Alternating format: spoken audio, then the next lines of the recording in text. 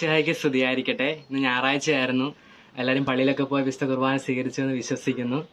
അപ്പം ഞാൻ ഇവിടെ ഇന്ന് പറയാൻ ആഗ്രഹിക്കുന്നത് എനിക്ക് കുർബാനയിൽ കിട്ടിയ ചെറിയൊരു അനുഭവത്തെ പറ്റി ആണ്. അതായത് ഒരു 2 കൊല്ലം മുമ്പ് ഇങ്ങനെ ഒരുപാട് അച്ഛന്മാരുടെ അടുത്തു നിന്നാണെങ്കിലും അതായത് യൂട്യൂബിൽ ഒത്തിരി ടോക്സ് കേട്ടു, പിന്നെ പ്രസംഗങ്ങളൊക്കെ ഒത്തിരി കണ്ട്, അങ്ങനെ ഒരുപാട് കുർബാനയെ പറ്റി ആൾക്കാർക്ക് കിട്ടിയ അനുഭവങ്ങൾ ഒത്തിരി കേൾക്കാനിടയായി.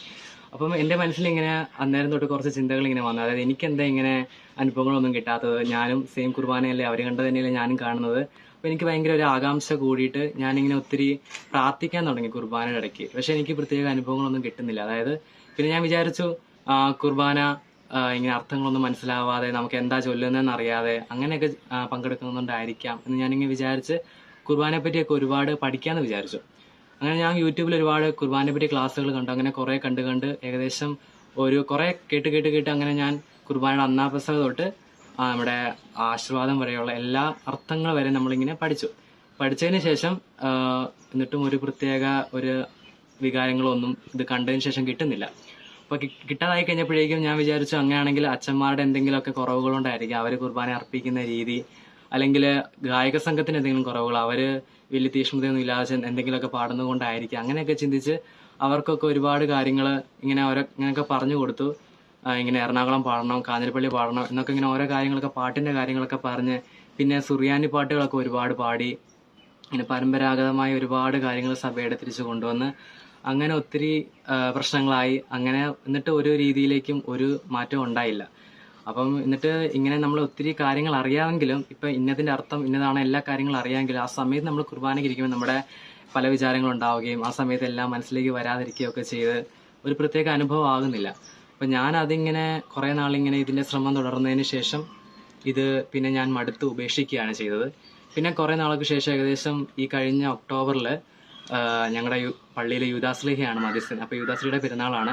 അപ്പോൾ ഈ പെരുന്നാളിൻ്റെ ദിവസം എനിക്ക് സമയം തെറ്റിപ്പോയി. അതായത് കുർബാനയുടെ സമയം മാറി. ഞാൻ ഒരു അരമണിക്കൂർ നേരത്തെ പള്ളിയിലേക്ക് എത്തി.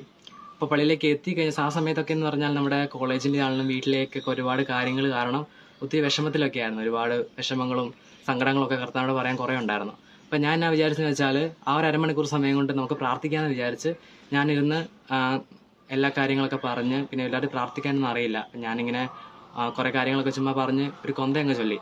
അപ്പോൾ കൊന്ത ചൊല്ലി കഴിഞ്ഞിട്ട് മാതാവിനോട് എല്ലാ കാര്യങ്ങളും പറഞ്ഞിട്ട് പിന്നെ കുറച്ച് സമയം പിന്നെയും ബാക്കിയാണ്. അപ്പം ഞാനിങ്ങനെ അപ്പോഴേക്കും തന്നെ പണ്ട് ക്ലാസ്സിൽ കണ്ട ഒരു കാര്യം എൻ്റെ മനസ്സിലേക്ക് വന്നു. അതായത് നമ്മൾ ബലിയർപ്പിക്കാൻ വരുമ്പം ബലിവസ്തു കയ്യിലുണ്ടായിരിക്കണം. അപ്പം അല്ലെങ്കിൽ ഇപ്പോഴും ഈ ബലഹീനതകളൊക്കെ ഉണ്ടല്ലോ എൻ്റെ കയ്യിൽ, അപ്പോൾ ബലിവസ്തു അല്ലേ എന്നോർത്ത് ഞാൻ കർത്താവിന് ഈ കാര്യങ്ങളൊക്കെ കുറേ കാര്യങ്ങൾ പറഞ്ഞു. അന്ന് ക്ലാസ്സിലെടുത്ത് ഒരു അച്ഛനായിരുന്നു.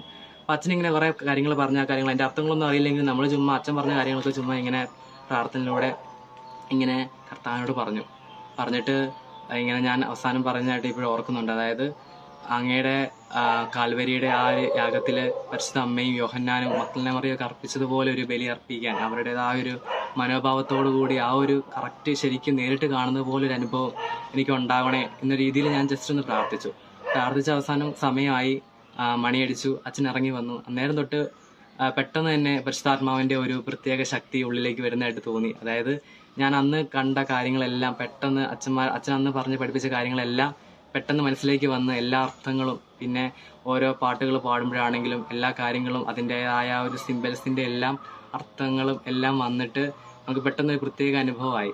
മാത്രമല്ല വിശുദ്ധ കുർബാന സ്വീകരണത്തിന് സമയമൊക്കെ ആയപ്പോൾ ശരിക്കും ആ റുഹാക്ഷണ പ്രാർത്ഥനയൊക്കെ ഭയങ്കര ഒരു അനുഭവമായിട്ട് വിശുദ്ധ കുർബാനയൊക്കെ നമ്മൾ ആദ്യ കുർബാന സ്വീകരിച്ചതിനേക്കാളും വലിയൊരു അനുഭവം ആ സമയത്ത് നമുക്ക് കിട്ടി. അപ്പോൾ കിട്ടിക്കഴിഞ്ഞാൽ കർത്താവിനൊക്കെ ഒരുപാട് നന്ദി പറഞ്ഞു. പിന്നെ കുർബാന സ്വീകരണം കഴിഞ്ഞിട്ടും തീർന്നില്ല. അത് കഴിഞ്ഞ് കുർബാന സ്വീകരണത്തിന് ആ ഒരു നന്ദി പ്രകാശനം അതെല്ലാം ആ ഒരു സ്വർഗസ്നായ പിതാവേ അതെല്ലാം വളരെ ഭക്തിയോടുകൂടി ആ ഒരു അർത്ഥത്തോടു കൂടി ചൊല്ലിയതിന് ശേഷം ആശീർവാദമൊക്കെ ആയി കഴിഞ്ഞപ്പോഴേക്കും കർത്താവിന് നന്ദി അർപ്പിക്കില്ല, ഇതിനുവേണ്ടി ഞങ്ങളെ യോഗ്യരാക്കിയല്ലോ, ഞങ്ങളെ ലക്ഷ്യം പ്രാപിക്കട്ടെ, ഞങ്ങളെ കാണാനായിട്ട് ഇടവരുത്തട്ടെ എന്നൊക്കെ കേട്ടപ്പോൾ ശരിക്കും നമ്മുടെ കണ്ണ് നിറഞ്ഞൊഴുകുന്ന ആ ഒരു അനുഭവം, നമ്മുടെ ഗിഫ്റ്റ് ഓഫ് ടിയേഴ്സ് എന്നാണ് ഇങ്ങനെ പറയുന്നത്. അപ്പം അതൊക്കെ പരിശുദ്ധാത്മാവ് തന്നു.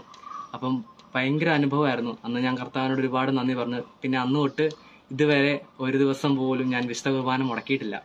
എല്ലാ ദിവസവും എന്തെങ്കിലും വലിയ പ്രശ്നങ്ങൾ വന്നാൽ പോലും രാവിലെ ആണെങ്കിലോ വൈകുന്നേരം ആണെങ്കിലോ എപ്പോഴെങ്കിലും ഒരു സമയം കണ്ടെത്തി വിശുദ്ധ കുർബാന അർപ്പിക്കുന്നതിൽ ഇതുവരെ ഒരു മുടക്കവും ഇതുവരെ വന്നിട്ടില്ല.